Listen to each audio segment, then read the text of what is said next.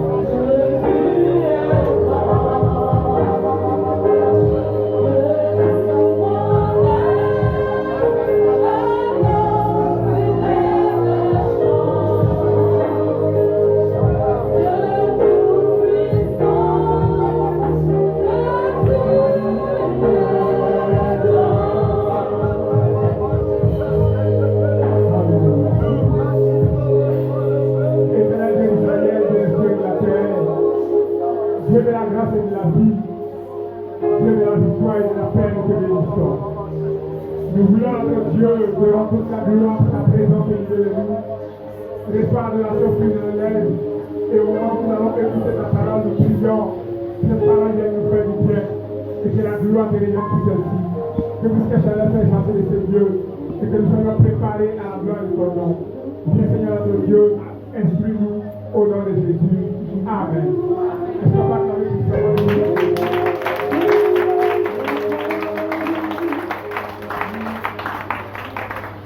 Merci au groupe musical, que Dieu vous bénisse abondamment et que toute la gloire revienne à Jésus-Christ de Nazareth. Nous allons aujourd'hui revenir sur un sujet important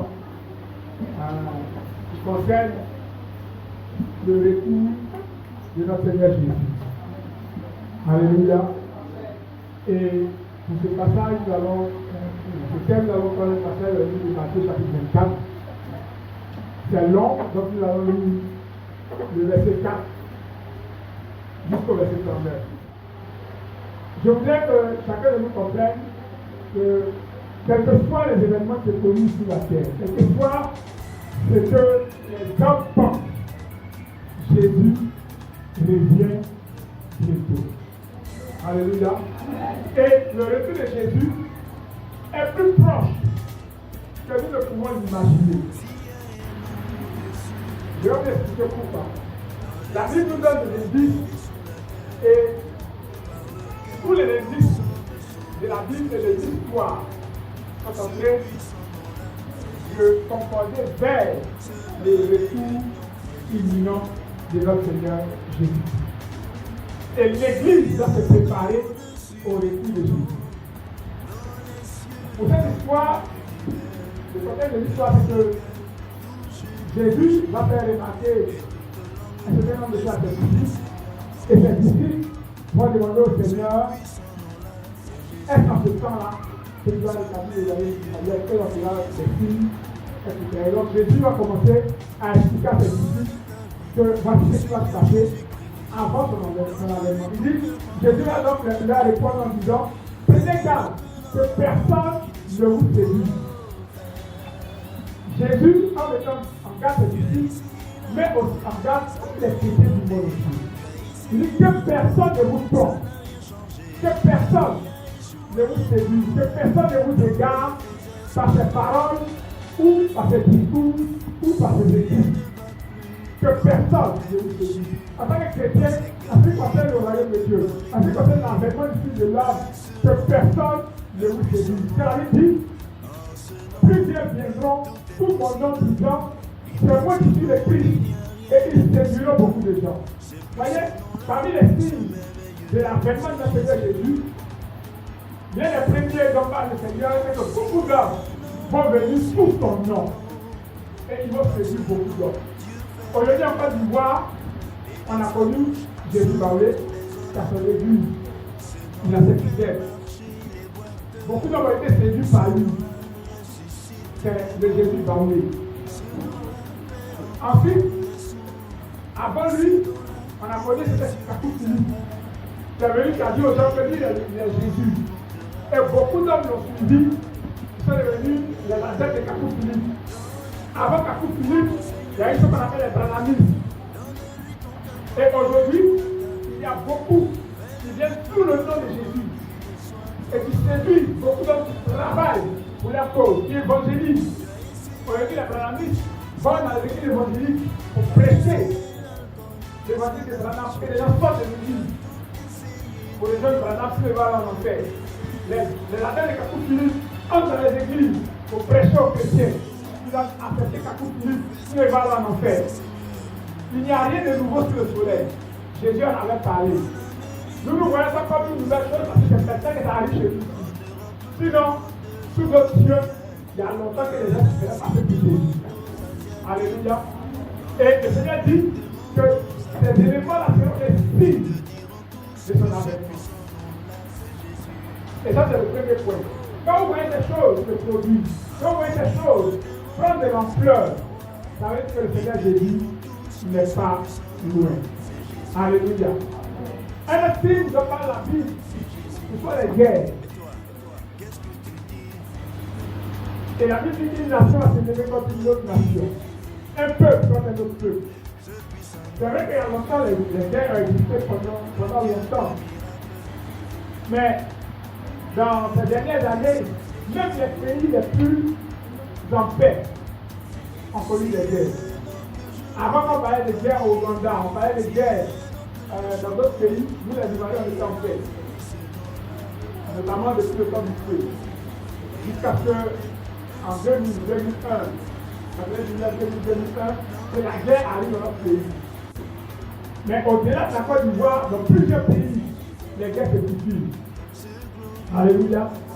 Et ça, ce sont des choses que le Seigneur Jésus avait déjà prédit.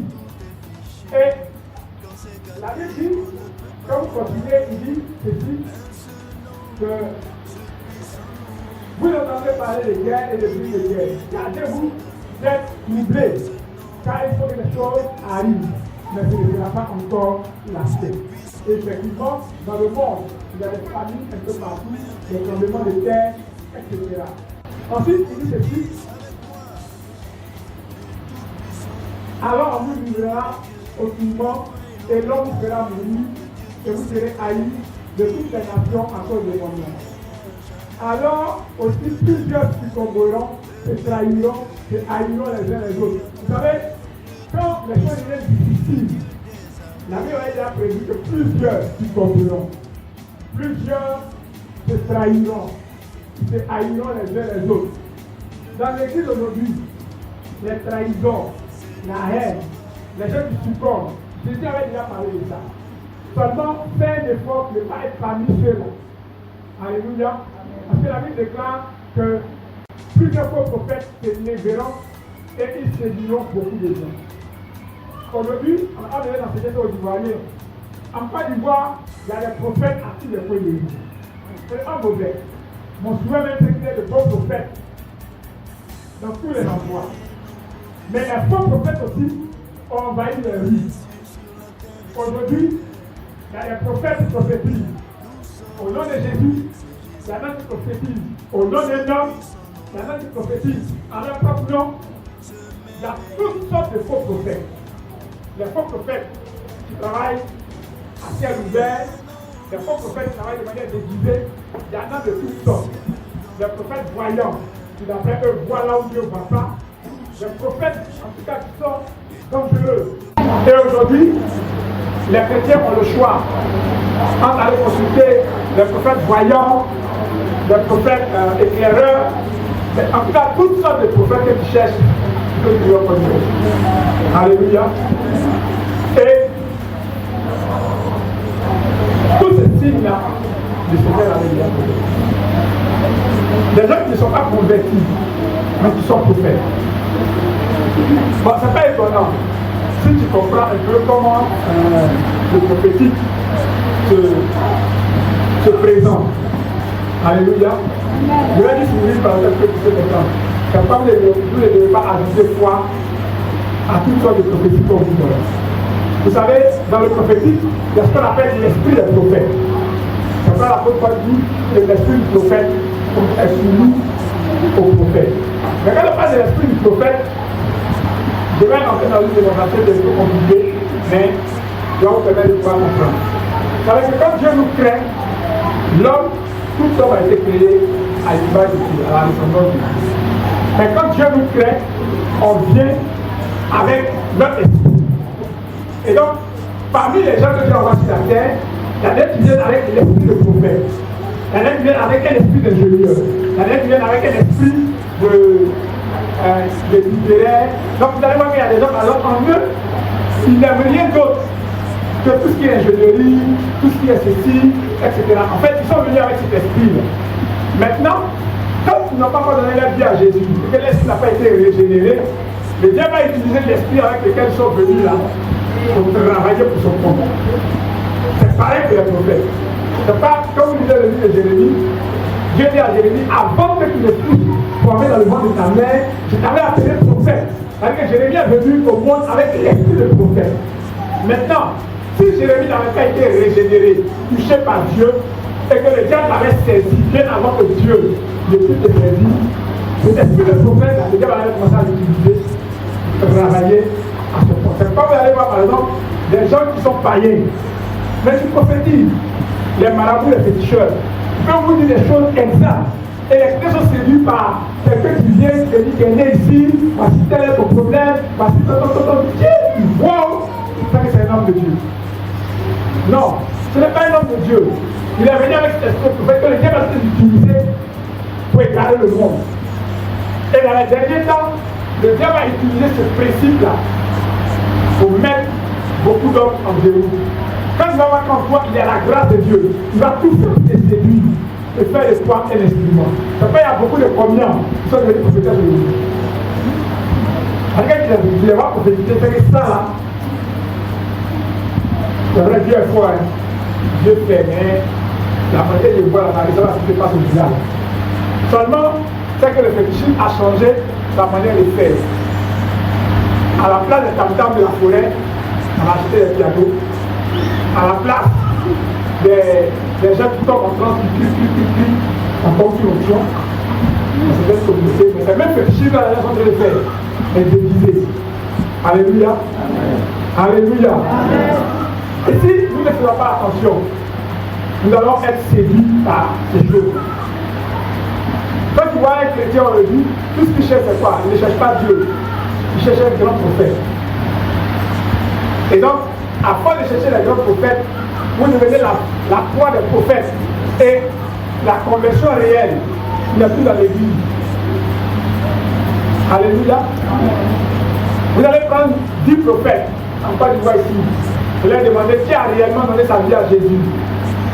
Vous allez prêcher un bon message de la repentance. Sur les 10, ceux qui sont réellement convertis, peut-être dans le rang 2 ou 3. Pourtant, c'est des grands prophètes, reconnus par tous. Ils donnent des grandes révélations. Ils peuvent détailler ta vie.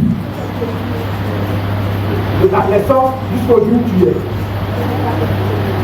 La Bible dit que personne ne vous séduit à ces choses. Je ne connais pas l'état de ton cœur. Je ne sais pas pourquoi est-ce que tu viens à l'église. Si ça peut être parce que tu viens à l'église.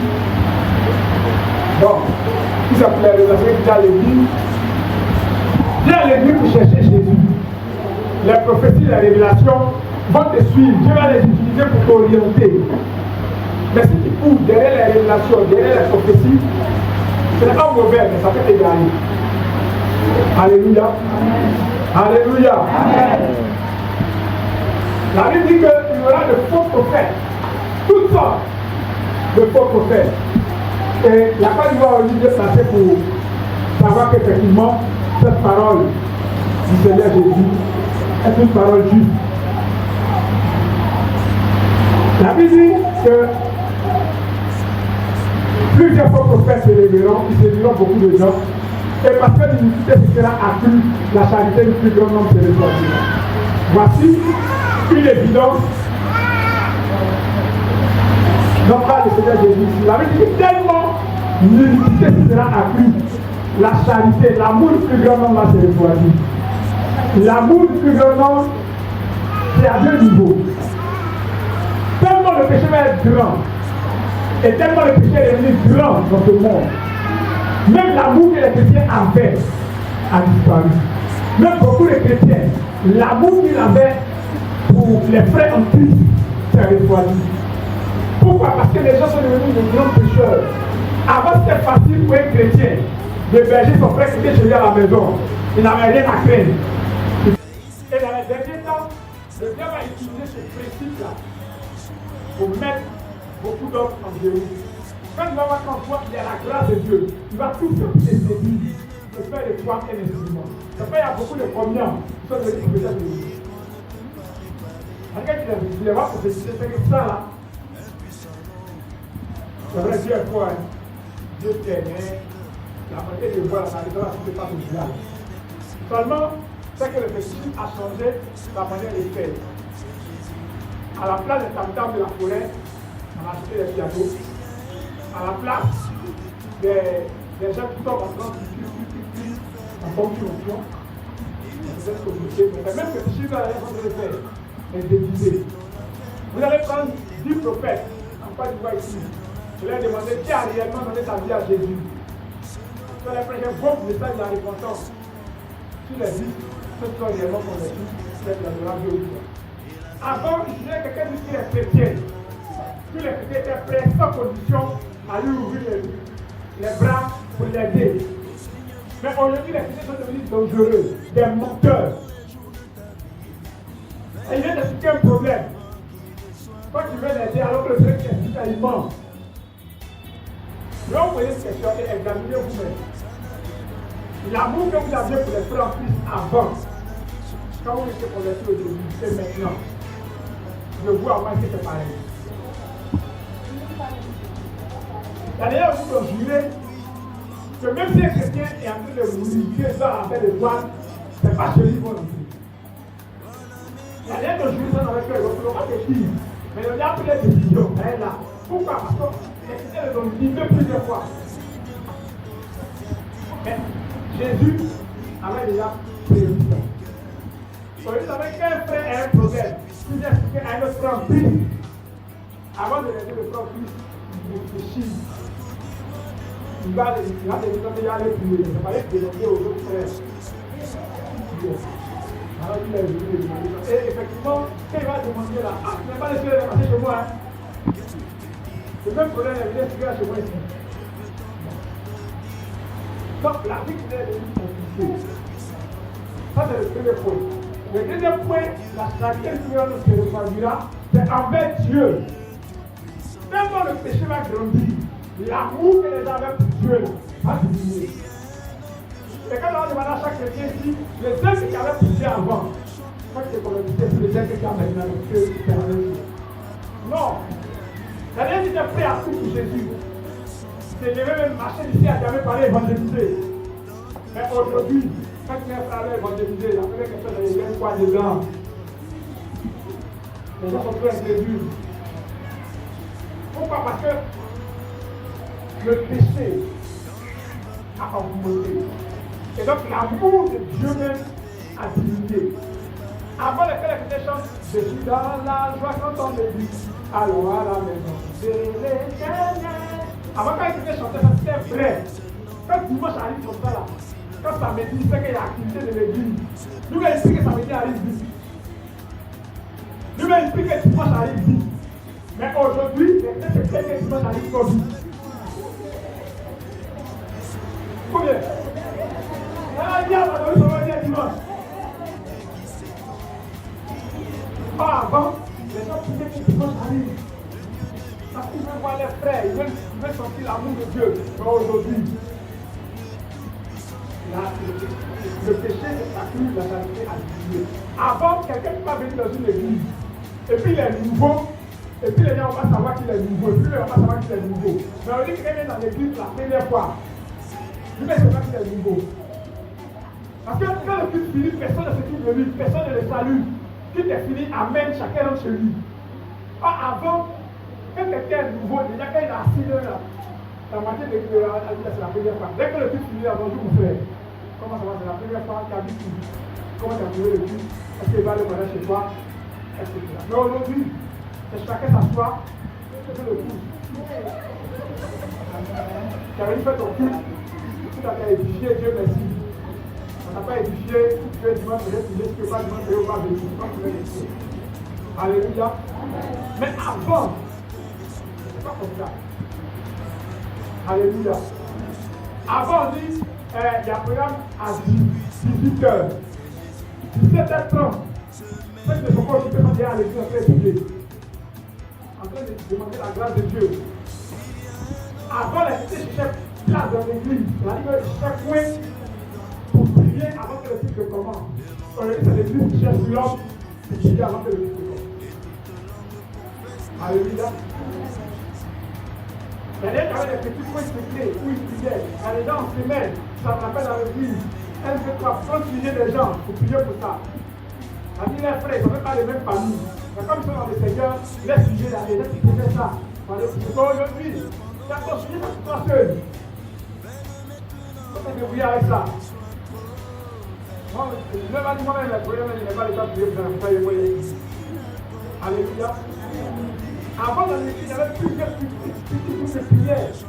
Quand on arrive à l'église, tu vois, il y a deux personnes qui vont prier, deux autres qui vont prier, par activité, par amitié, les uns se mettent ensemble pour prier pour les différents sujets. Mais aujourd'hui, Même en disant c'est le trouver de manière collective, prier pour expliquer les gens, tu vas personne. Parce que tellement l'humilité, c'est la charité, l'amour de Dieu à distance. Alléluia. Alléluia. Alléluia. Avant c'était facile de trouver des frères. L'église n'a même pas dit qu'il y a veillé. Eux-mêmes, ils se prennent 2 fois dans leur projet, ils viennent veiller à l'église. Et quand on continue dans ce même livre de Matthieu, la Bible dit, il dit, mais celui qui persévérera jusqu'à la fin sera sauvé. Celui qui ne va pas se laisser décourager, qui ne va pas laisser l'amour de Dieu refroidir dans son cœur, celui-là va être sauvé. Celui qui persévérera jusqu'à la fin. Vous voyez tellement l'humilité de ma crise, même dans l'église on sent ça. Ça arrive dans l'église, dans les structures de l'église. Des groupes musicaux qui arrivent. Comment le péché a augmenté, il y a un peu ça. Il y a surpris un jeu qui arrive dans l'église, qu'il y a des programmes où quand les gens viennent chanter, il y a une affaire qui chante là. Quand ça fait de lui, il ne joue pas les accords. Même pas chanter la chanson. Église. Avec les églises, quand on a adoré Dieu, en fait, tu chantes, tu n'as pas ton affaire, quand tu chantes, tu mets les accords là ailleurs. Que la personne chante mal. Et ça va un peu plus loin. Les gens sont dans le même groupe musical. C'est l'autre qui a une vocale, comme il n'aime pas son affaire, quand il chante, il ne répond pas bien. Et ça, vraiment, c'est compliqué. C'est compliqué. On choisit, même dans la maison de Dieu, on voit nos comportements des païens là, venus dans le lieu.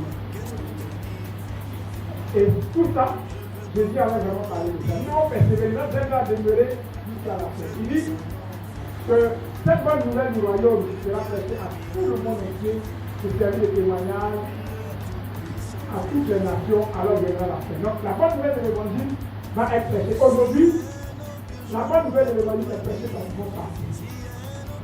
Pratiquement, c'est vrai qu'il y a des petits endroits non atteints, mais la majorité, l'évangile est parti partout. Aujourd'hui, c'est Internet. Partout. Tous les messages que tu veux écouter, c'est Internet. Le même message que tu veux passer peut prêcher ça. Donc, il y a une palette de messages que tu peux écouter. L'évangile est prêché pratiquement partout. Et ça, Jésus dit que ça va être prêché pour servir de témoignage, alors viendra la fin.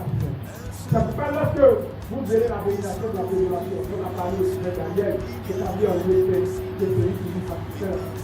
Voici, au verset 15, l'un des éléments qui physiquement ne s'est pas accompli, mais c'est sur le point de vue, lorsque vous verrez l'abomination de la désolation. On a parlé du prophète Daniel, établi en lieu saint, c'est celui qui dit face à Dieu. Ça, c'est l'un des éléments de la prophétie biblique qui ne peut pas voir. Je vais vous expliquer pourquoi. Parce que dans les derniers temps, il y aura un événement qui va se produire. Je vous l'ai dit, si vous voulez comprendre les événements de la fin, vous devez regarder dans 3 directions. Vers Israël, l'Église et les nations. Mais cette rubrique concernant l'abomination de la désolation concerne exclusivement Israël. Dans les derniers temps, le 3e temps, c'est-à-dire le temps de Jérusalem, qui a été dédié à plusieurs églises, va être réparti.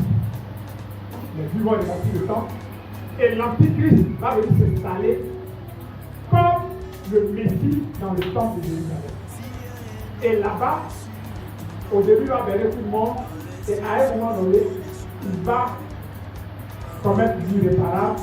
C'est ce que le prophète Daniel a appelé l'abomination de la désolation. Voilà. Il va faire un sacrifice de porc dans le temple de l'Éternel. Il va faire quelque chose qui est juste, tout comme abominable, et ça va ouvrir les yeux. Et c'est un juif qui avait pris en lui comme étant le Messie. Et là, ça va prendre Israël dans une situation difficile. parce que les gens n'ont accepté ça. Que cette abomination n'a pas faite dans le temps de Dieu. Et ils vont comprendre qu'en fait, celui qui a venu comme le Jésus, il l'a berné. Ça a devenu un grand problème. C'est quand on va comprendre que cet événement-là n'est pas loin. Vous savez, dans la Bible, quand vous lisez les événements de la fin des temps, il y a des événements qui sont des événements qu'on peut modifier. Vous savez ça? On dit que Jésus revient bientôt. Au lieu où on est là, on peut dire que le retour de Jésus, ça peut être encore appuyé. On n'a pas le droit de compter ça. Quelqu'un pas dit non, que la fin des temps c'est dans 3 jours, c'est dans 20 ans, c'est dans 2 ans. Non. On sait que c'est proche. Et ça dépend du Seigneur. Et ce qui dépend du Seigneur dans ce contexte-là peut être arrivé à tout moment. C'est-à-dire que Dieu peut décider que ce soit plus tard. En dehors d'un événement, quand il va avoir lieu, Dieu peut faire bouger les événements du passé. C'est-à-dire que ça se passe maintenant en date précise. Et il y a des événements qui vont marquer ce non-ajournement de la venue du Seigneur. Ce sera l'accord de paix qui va être signé pour 7 ans entre Israël et les peuples arabes. À une conférence des Nations Unies, une décision va être prise. Et cette décision, quand elle sera prise, ça veut dire que maintenant, dans les événements, ça fait des temps, on ne pas dans genre de droit, on pas de 1000 ans, on va se compter maintenant à l'année. C'est-à-dire, dès que vous allez entendre que Israël a signé un accord de paix pour 7 ans avec tout le peuple arabe, ça veut dire que nous sommes rentrés dans la phase du compte à rebours qui ne peut pas être abusé. C'est-à-dire que même si Dieu voulait ça, il ne peut plus dire qu'il va donner encore du temps à l'église avant la l'église. Donc, quand tu vas signer cet accord de paix, c'est celui des présidents libres. Comprennent ce qui est en train de se préparer pour le monde. Et à partir de ce moment-là, vous allez voir qu'aujourd'hui, quand il y a eu en Israël, l'escalade des mosquées, c'est plus pratiquement dans l'endroit où le temple s'est construit. Ça fait tout le contrôle des Arabes. Et les Juifs aimaient de construire le temple de Salomon. Mais pour construire le temple de Salomon, ils doivent prendre possession du lieu où le temple avait été construit. Donc, dans leur accord de paix, ils vont s'arranger pour que tout le monde soit satisfait. C'est-à-dire que les Juifs puissent avoir l'autorisation de répartir le temple. Et dans l'histoire de construction du temple, si vous faites un peu de recherche, vous allez comprendre qu'il y a un institut en Israël qu'on appelle l'Institut du temple. L'Institut du temple a rassemblé tous les éléments qu'il faut pour répartir le temple. En prévision du jour où ils vont répartir le temple, c'est les sacrifices et les prêtres, comme on peut dans ce cas. Et il y a un groupe spécial, maintenant, les vagues vous avez un enseignement sur la construction du temple. Il allait vous expliquer un peu comment ils ont retrouvé tous les éléments qu'il fallait à l'identité parce que tous les éléments que les étudiants qui sont passés. Et quand tu vas avoir le feu vert de l'ONU et d'Israël pour répartir le temps en quelques temps, tu vas le faire du temps. Et aujourd'hui, Israël est en guerre avec la Palestine et certains Arabes ne sont pas encore impliqués dans la guerre. Mais à un moment donné, ça va devenir compliqué. L'Israël, parce que tous les Arabes dans notre milieu, peuvent plus continuer. L'ONU sera obligé de chercher une solution pour qu'il y ait la paix dans cette région. Et celui qui va venir imposer cette paix-là, ce sera l'ONU. La puissance qui est faite. Ensemble, nous sommes membres de l'Église professionnelle. Parce que nous sommes vers la fin. Quand cette période-là arrive, le Seigneur va venir enlever son Église. Et quand l'Église sera enlevée, celui qui va rester sur la terre, là, on va tous les voisins confesseurs. C'est vraiment la vie. Alléluia. Alléluia. Parce que le Seigneur ne sera plus là pour te protéger, pour t'aider. Il sera sous l'empire de l'Antichrist. C'est ce qui doit rester. C'est pas si tu n'as pas donné ta vie à Jésus, mais tu es à l'Église comme ça, que tu appartiens à l'Église. Sans l'appartenir à Jésus, quand Jésus va venir, tu ne seras pas en Église. Donc, moi, je vais vous exhorter. Tu peux être membre du ministère Léhi, tu peux être mon ami, tu Quand dormir chez le pasteur, qui est membre de l'église te connaît, quand ton nom dans les fichiers, tu fais toutes tes cotisations dans cette famille. Mais si tu vas donner ta vie à Jésus, tu vas mourir dans l'esprit là. Quand Jésus arrive, il a essayé. Alléluia. Parce que l'église d'enlèvement, ce ne sera pas une affaire de nom, qui est dans l'église, qui a fait ça. Si tu veux bien donner ton offrande, on va prendre, on a besoin d'argent, on va manger. Donc si tu n'as pas donné ta vie à Jésus, tu vas rester. Alléluia. Et ça, l'événement de la fin, c'est plus proche de le temps. Le retour de Jésus, c'est plus proche de le temps. Parce que, pourquoi Jésus va venir le retour de Jésus? Parce que les événements, tu vois, ça bat sur la terre, c'est tellement difficile que Dieu protège ses enfants, il va les enlever, aller les cacher dans une partie du ciel pendant 7 ans. Le temps que toute cette tribulation la passe. Et puis, tu vas révéler maintenant toute la gloire pour établir ton règne de l'île sur la terre avec les îles. Donc, si tu as partie de ceux qui ont été enlevés, la situation sera difficile. Et la seule condition pour être enlevé, c'est que tu donnes ta vie à Jésus. Ce n'est pas que tu donnes ta vie à une église, c'est que tu donnes ta vie à Jésus. Donc, si tu n'as pas donné ta vie à Jésus, ça va te dépasser.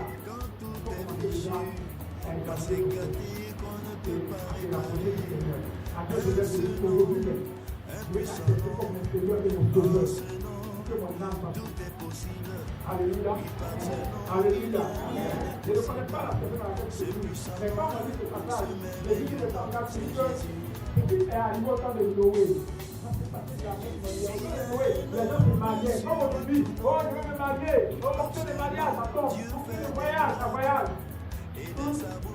Au temps de Noé, c'est pareil. Quand Noé disait aux gens que bientôt, le pays va s'abattre sur la terre, que tous les impies, ceux qui sont au message de l'âge, vont être engloutis, et là, tu te faire de lui. Comme aujourd'hui, on prête les amis à l'île de bon. Comme aujourd'hui, les gens qui parlent à l'île, ça, ça va lui dire, ça, c'est vrai. Quelqu'un qui rend en événement, pas ça encore. Tu peux le poser dans les questions. Comme ça, Noé fait la même chose. Noé dit aux gens, dans ce temps-là, 2 millions là, je vais aller voir quelqu'un qui va dire, ils n'ont pas écouté. Mais les gens continuaient de se marier, de voyager. Comme on dit dans l'église, il y a beaucoup de gens à voyager. Si tu peux voyager, c'est la Jésus qui est bon. Mais si tu n'as pas Jésus qui veut voyager, tu dois aller dans la vie. Si tu peux aller marier avec la Jésus, c'est bon. Donc, ça va aller à Jésus. Le mariage, ça peut aller à faire. Mais si tu as à l'église, tu peux te marier sans Jésus. Quand la première personne va rentrer dans l'âge, et que Jésus va fermer la porte. Alléluia. Je vais vous expliquer un élément que quand on permet de comprendre pourquoi est-ce que les événements de la création vont vraiment comprendre. Parce que quand les événements vont s'enchaîner et que l'église de Jésus sera enlevée, il y aura une église qui va rester sur la terre. C'est l'église de Pasteur. Les diables a été préparés les gens. De la même manière, Jésus, ici les prédicateurs, ici les hommes, ici les témoignages. Les diables aussi ont été préparés sur lui. C'est pourquoi j'avais aujourd'hui beaucoup de faux Jésus, beaucoup de faux prophètes. Quand la véritable église va être enlevée, il faut faire l'église parce qu'à la fin du temps, il y aura une seule religion. Avec toutes les églises à fond dans une seule religion qui sera contrôlée par le Christ. Donc tout le monde, quand tu as compris l'évangile par exemple, tu venais dans les églises en prêchant, tu n'as pas pris d'autres églises. Quand l'église sera enlevée, ils vont se rendre compte que l'enlèvement l'enlève de la vérité. Les gens sont partis. Et quand ils ont compris le message de l'évangile qui disait que la vérité va rester, ils vont refuser d'être membres de l'église de Satan. Donc Dieu, le Dieu va passer à la vérité. Et là, c'est beaucoup de personnes vont faire la France. Moi, il a frappé ses frères d'activité, les torturer. Il a dit que c'est vraiment demander la mort, mais la mort n'a pas venu. Donc là, il est sauvé, mais pas par la grâce de Dieu. Aujourd'hui, le salut, c'est par la grâce. Tu donnes la vie à Jésus, et là, il va te sauver. Quand Jésus va partir de toi, le salut sera par tes œuvres, par la puissance. On va faire que tes yeux puissent soient sauvés. qui a résisté.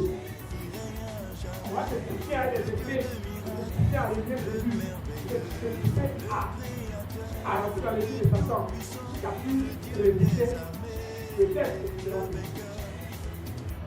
donc, le premier convoi est mieux, ou par la grâce, Jésus vient mis dans l'air. Si tu attends le deuxième convoi, qui est libre, je vais t'exhorter par ce message à tes esprits dans le premier convoi qui s'apprête à fermer la porte. Nous allons donc fermer les yeux et tu vas prier. Si tu fais partie du premier convoi, c'est le moment de dire à Jésus que je veux vraiment t'accepter comme mon Seigneur et mon Sauveur. Tout ce que je faisais qui était de nature à compromettre mon enlèvement, enlève cela de mon cœur, enlève cela de ma vie. Parce que je sais que le temps est proche, le temps de l'enlèvement est proche. Je ne veux pas rater l'enlèvement. Seigneur Jésus, je veux t'accepter comme mon Seigneur et mon Sauveur.